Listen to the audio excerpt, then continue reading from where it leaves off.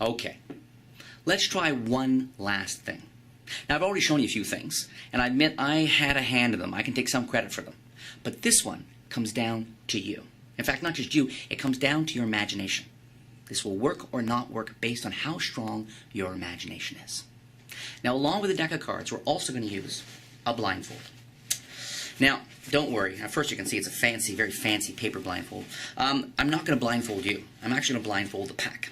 I'm going to ask you to reach over in a moment and lift off some of the cards in the deck. However, the key to this is that you cut as many cards as you want. You can lift off 3 cards, lift off half the pack. Make sure you really feel the pack, and make sure, we're on to this as fair as possible. Just lift off some cards, just a few inches, wherever you feel like it. Reach on over. Wherever you feel like it. You're sure, right there. Okay, I'm going to let you take a peek at the card you cut to. Take a look at it. Remember, keep it in mind. Okay, you cut to a card. I'll take the rest of the cards back. I'm going to cover the pack like this. Now, normally, if I were performing live for people, like a restaurant or a banquet, I would hand them the deck of cards at this point. You know, and really build the effect from there. But we'll do it here in studio just like this. I'll keep the deck in full view, though. You're thinking of a card. You cut wherever you want to do in the pack. You have one card in mind. I want you to forget that card. Yeah, that's right, forget it. Instead, let's focus on the other cards. Let's start with the red cards. I want you to see them. The hearts, the diamonds. See them in your mind. See all that red, and now imagine that red getting softer, lighter. It goes from red to light red to pink, and then from pink to gone. Think of all those hearts and diamond cards. They used to have ink on them. Now they're blank in your mind. Now let's go to the clubs and spades. Again, all that black ink gets softer, fades. Black to gray, from gray to gone. Blank, gone. Let's work with the backs now. Think of all the red ink, all that red ink. Imagine the red ink again going from dark red to light red, from light red to pink, from pink to gone.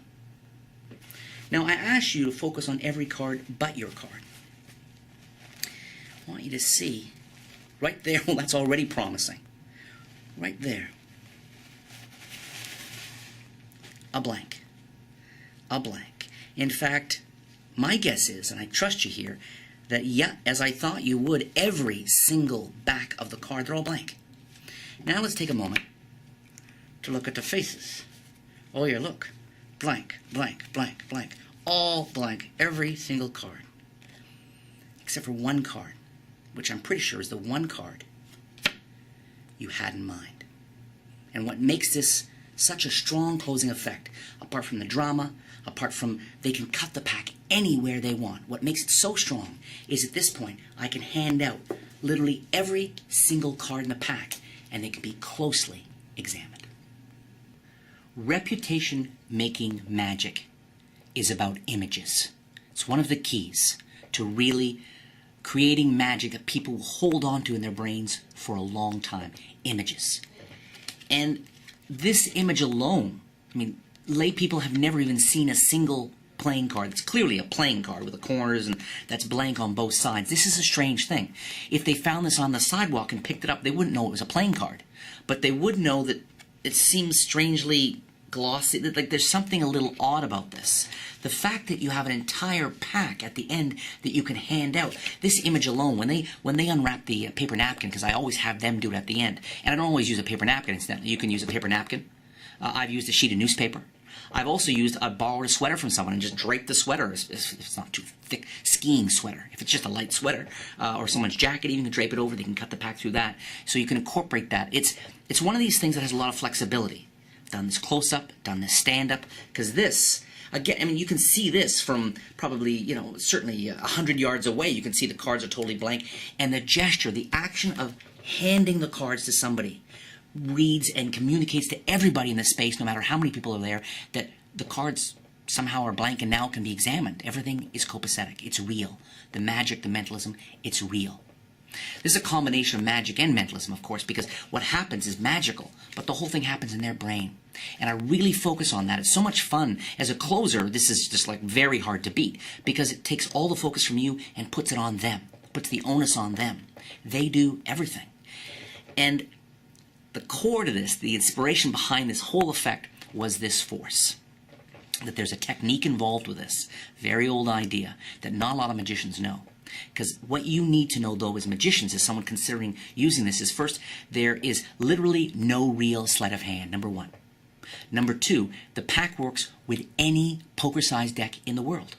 I don't care what brand you love. Any brand of poker cards you use, you can incorporate those cards with the special deck. That's something you need to know. It's not just with Bicycle brand. I mean, I love Bicycle. I use Bicycle for lots of reasons. But whatever cards you can use with this special deck. As for the very special technique that does the force, you need to know that they can cut the cards anywhere they want. I'm not using some sort of pinky force on the cut or forcing a cut. They can lift 4 cards. They can lift 40 cards. Free choice. And that's really important. Really important with this. They can cut the cards anywhere they want, and yet, you're in total control the entire time. It's an awesome, awesome force. When I first came across this force years ago, my brain sort of said, okay, what's the best way to squeeze the most magic out of this technique? And this is definitely it. Yeah, it's just really strong, really visual, close-up, stand-up, easy to do, surefire, and the fact you can hand everything out at the end just drops jaws every single time. And included with the instructions are not one, but 2 very special bonus handlings. One is something I call litmus test, and I've been doing it for a long time. And it's a little bit of sleight of hand, real basic stuff. It's, I think, a really inspired structure, again, about having a card go from blank to face to back, and it's all with a thought of card. And I've been using that for a long, long time. It's a great opening effect, actually. While this effect, brainwash, is actually a great closing effect, litmus is a great opening effect. Really perfect for walk around, perfect for banquets. I also include, for the very first time available anywhere, my signed card version of brainwash, because to do it in this way is great, but if you can do it with a signed card, you get that extra level of investment from the audience. And the final image spreading through, and they're all blank, both sides, except for the one signed card. I don't think it makes it a better effect necessarily, but it's a great option to have, particularly in those shows, those really special shows where you want to take everything to that next level, right? I mean, there's something about having a signed card that so often takes the magic up a notch or two because of the visuals and because of the emotional investment and all that stuff. So both those bonus effects come complete with brainwash.